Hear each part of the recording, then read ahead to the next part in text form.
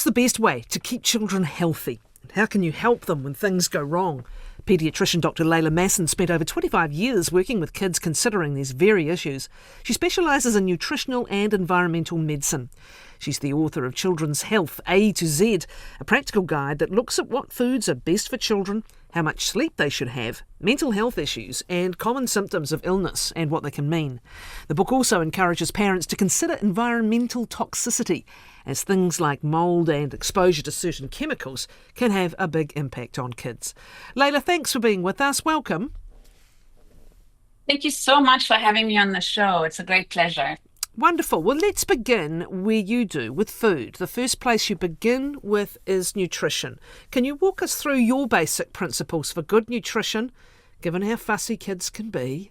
What are some of the basics? Yeah, so I think the most important thing for children is to avoid the highly or ultra processed foods that we're all eating much too much of. And what I do when I talk to parents and children is kind of make it fun and say we need to eat the colors of the rainbow every day. And that actually means you have to eat fresh fruits and vegetables, not the artificial colors in lollies, right? And you have to eat 5 handfuls of vegetables a day. So that's the size of the hand of the child. So if it's a small child, it's a smaller hand. But only 5% of New Zealand kids actually get those 5 handfuls of vegetables. And it's so important, not only for getting the right nutrients, but also for their microbiome. And the gut microbiome has a huge influence on a child's health Yeah. in the long term and in the short term. And on learning and everything else. But how do you do it, Leila? You know, often when we're adults, we've read a bit more. We've got that link between cause and effect and consequence. Kids want the lollies, or they want it. Quite so often we'll stick to a narrow range of favourites. How do you get that 5+ into their diets? Have you got any tips? Yes, I have plenty of tips. So I think it's really important to involve the child.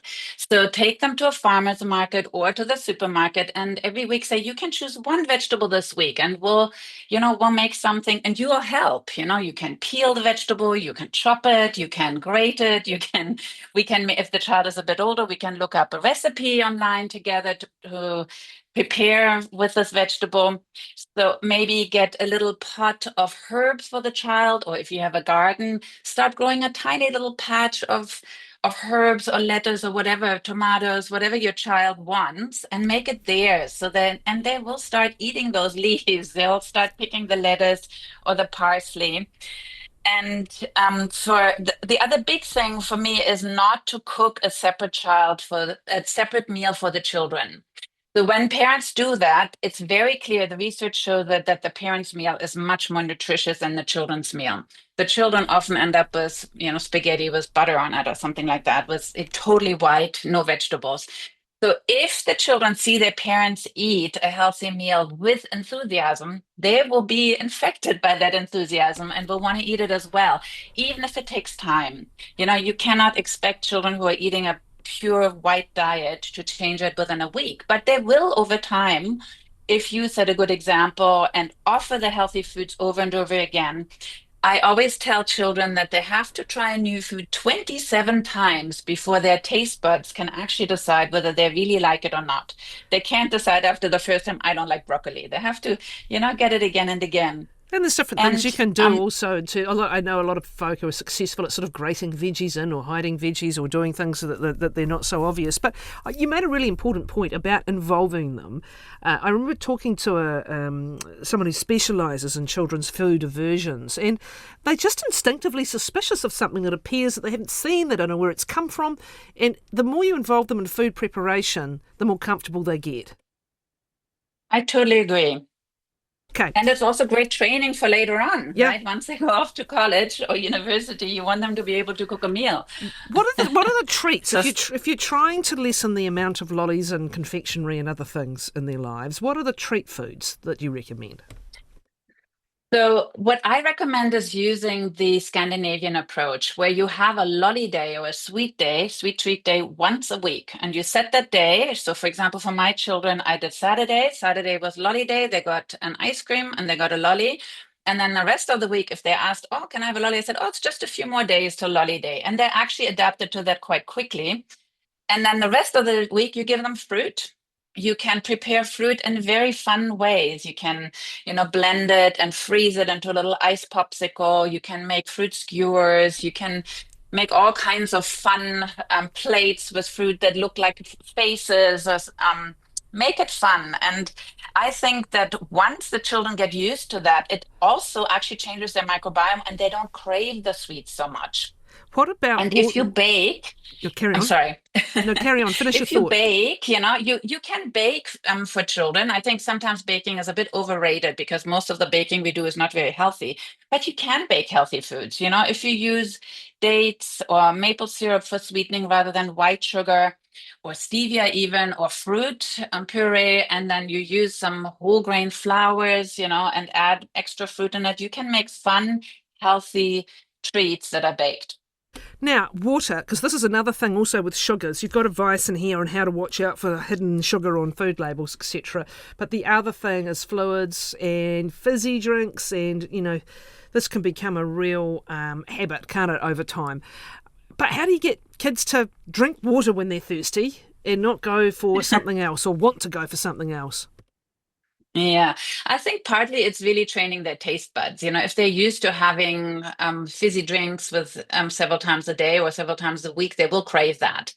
But you just have to give them alternatives that are fun in the beginning. And eventually you really want to wean them onto water. It can be fizzy water. You can add lemon to the fizzy water. You can add a little bit of stevia if you want to make it sweet.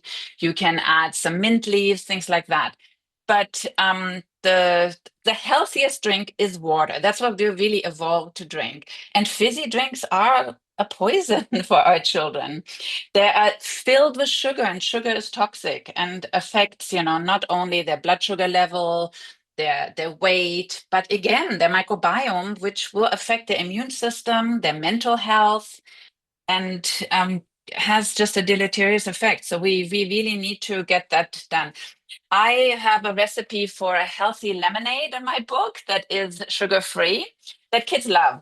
So I think that's a really good start. And if they are really addicted to those drinks, just cutting them down in the beginning, just saying, okay, we have that once a week as a special treat. And I think anything that's like once in a while is okay. You don't have to be 100% perfect all the time. It's just that everyday drink, everyday food should be as healthy as possible. Now, sleep, classic question. How much sleep should kids be getting at night? Accepting that there's variations in all of us and how much sleep we need. But at various ages and stages, what should parents be aiming for? So, sleep is really that children should sleep as much as they need to wake up refreshed in the morning and sustain the energy throughout the day. If they're really young, of course, they need a nap, but most kids should have, above 3 or 4, they should have enough energy to just last the day happily. I have a list, a chart in my book where it gives you the approximate hours that a child needs, but it's quite, variable. Even, 7 to 12-year-olds need 10 to 11 hours. And I would say you really need to gauge it by how your child wakes up. If they sleep badly because they have sleep apnea, or their room is filled with mold, or they have any other issues in their bedroom that affect their sleep, they may need longer because they don't actually get very restful sleep. Yeah, so it's not the number, it's more how your child wakes up. Do they wake up happy? Do they jump out of bed and are ready to go for the day, and sustain that throughout the day? It's surprisingly long, isn't it? Ideally, again, I hear what you're saying. You'll know what works well because you can see how the child's going. But, we're talking 11 hours, 1 to 3-year-olds, 12 to 14 hours a day, a few naps in there, of course. But our teenagers, 7 to 12-year-olds need 10 or 11 hours, our teenagers 8 to 10 hours. It's interesting, we used to read under the covers, Leila, didn't we, before those damn mobile phones arrived. Now they read under. That's the sort of thing you've got to watch out for, isn't it? It's just helping them manage their, phone use and other stuff, and perhaps be onto it if they really are getting up groggy and not to it. I think that's a very, very good point. I always recommend that you have no mobile phones or any screens in your bedroom at night. So the whole family should collect all their devices in the evening and put them somewhere where nobody can reach them. Some people actually get a timed lockbox where you put them in and you put the timer to 10 hours and nobody can take their device out until the lockbox opens up again. And that is so important because these phones are addictive, right? So it is like giving a drug addict some drugs that say, "Here, it's in your room, but don't take it." So they need to be taken away. Most children, on average, all children and teenagers sleep 37 minutes too little every night. And that affects their brain. So when you are in deep sleep, which you only get if you get enough sleep, your brain actually goes through something like a washing cycle and cleans itself of all the things that accumulate during the day from all the heavy thinking that we do. And if you don't do that, your brain won't function as well the next day. And the other thing is that if you sleep enough, your memories consolidate. So anything you've learned that day, you actually remember it the next day. But I always tell the teenagers, it's much better for you to sleep an hour extra than to study an hour extra, because if you sleep that extra hour, you'll remember what you did study. Otherwise, you have to just start again. So I think sleep is so fundamental to our health, and nobody's getting enough sleep. Let's look. I want to come back to something that's so detailed. The book. It's everything from sore limbs through to runny noses and skin rashes, and we'll touch on one or two of those in a moment. But can we talk about a focus you do have, which is avoiding environmental toxins? And are children particularly sensitive to these? What are some of the common ones that you really want people to think about? Yeah.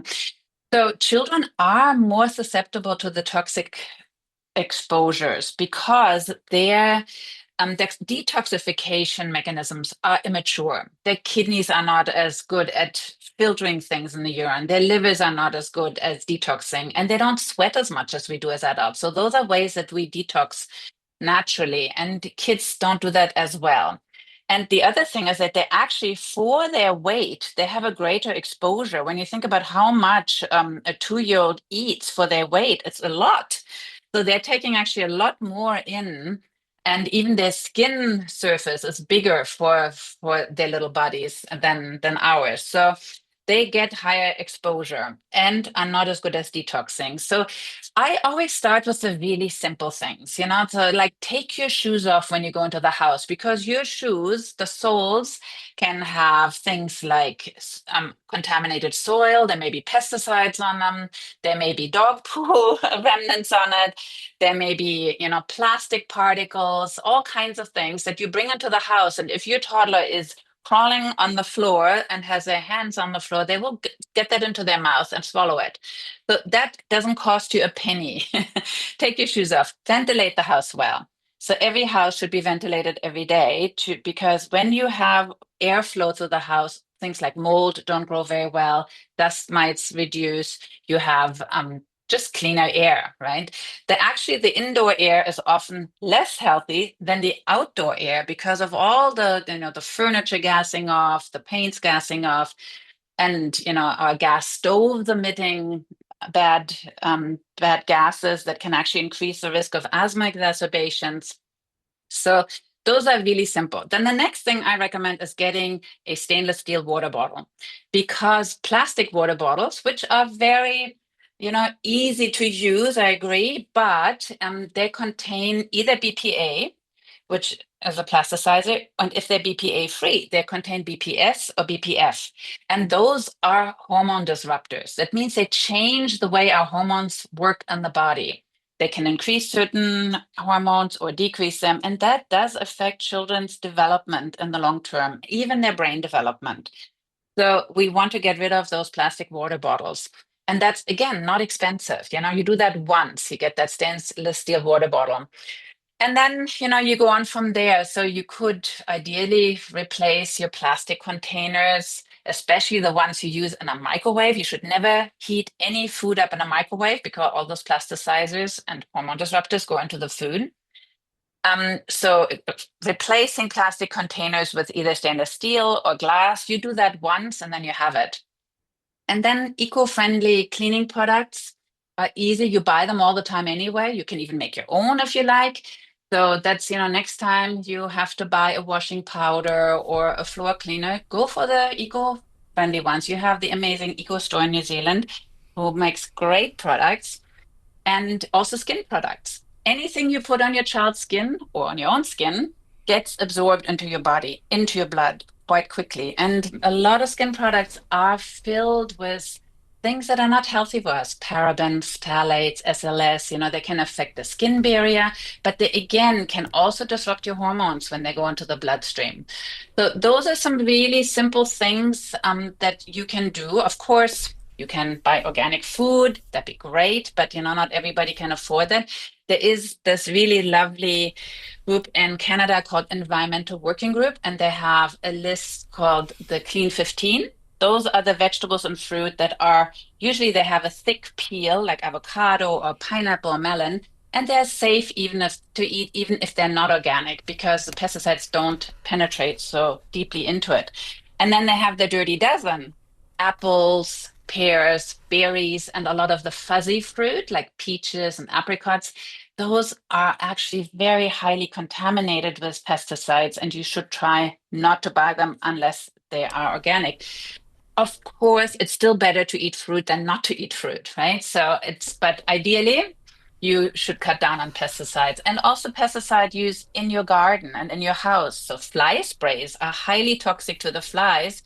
They're actually also toxic to our nervous system. It's just that we are much bigger, so they don't kill us, but they can also accumulate in our fatty tissues. So those, I know I'm rattling off. No, it's fine, Leila. I'm going to get you to come things. back another time because there's so many other things. I love some of the details you have on things like skin rashes and problems, sore eyes, etc., sore limbs. So maybe we'll come back and have a round two. You answered one of the questions from listeners when you talked about the phthalates in perfumed fragrances and many home products, and you've given your advice on that.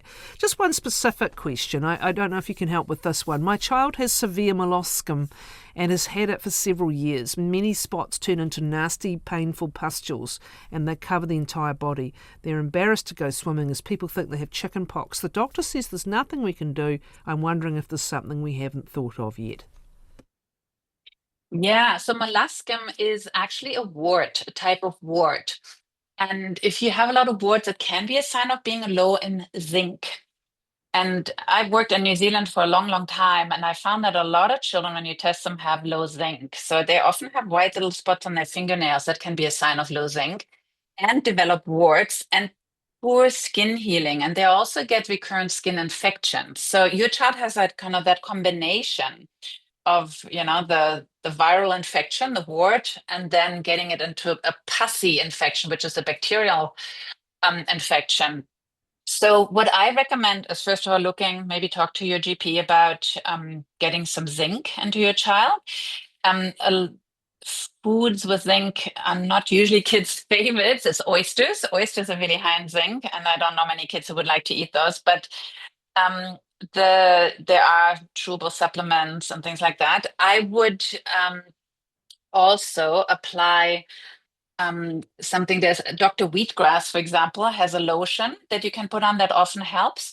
Now, the good thing is that molluscum usually resolves over a few months, even if you do nothing. But I think if your child has had it for years, your child clearly needs some extra help. Putting a few drops, like 3 drops of tea tree oil in the bath water, can reduce the skin coverage of staphylococci, and that's what's giving you the pussy infection. So that's a really good thing. And there are also little, if you Google it, some little plasters you can put on the individual molluscum. It depends how many you have. If you have many, many, many, then that doesn't work.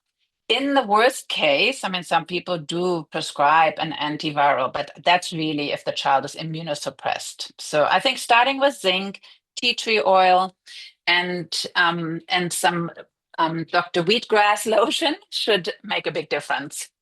Thanks so much, Leila, and I hope you'll come back again. I think there's more we can discuss if you're happy to do that. Dr. Leila Masson, her book is Children's Health A to Z and is published by Bateman.